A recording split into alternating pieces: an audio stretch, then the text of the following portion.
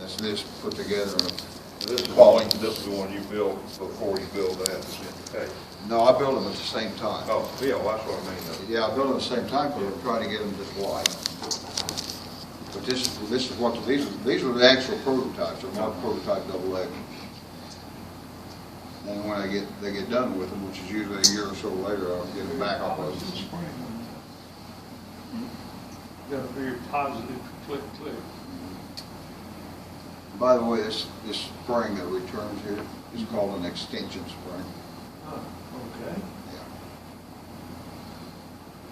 See, I had these things all marked to know which one went to the pull apart, which one went to the finish line. Come on, you guys, we gotta keep this going for an hour.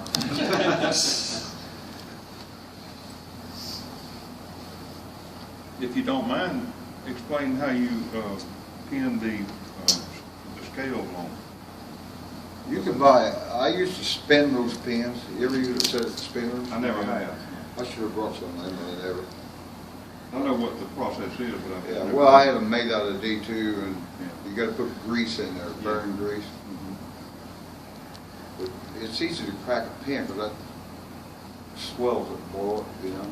But one thing I've learned to do on all these holes, like the scale hole and the center hole, is take a tapered pin reamer, which is 2 degrees, and taper that bone down to the liner. Now that pressure is sitting on the liner instead of the bone.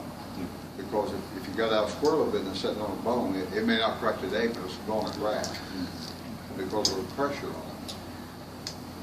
Then I kind of break the corner of the hole with it. So the actual pressure that the pin puts on the bone is just a little bit at the top to hold it down, and then through the hole in it, it's really not got any pressure there. It's down on the liner.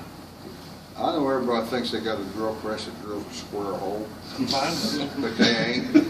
Well, what I'm talking about is if you drill that hole in there, it's out of squares and it's down this way.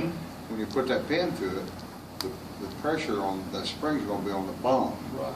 So if you taper that hole back to the bone, the pressure is on the liner. Yeah.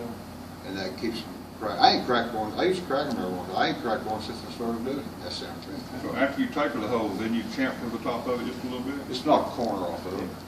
Just break the corner off of it. And the same way on these little pins here?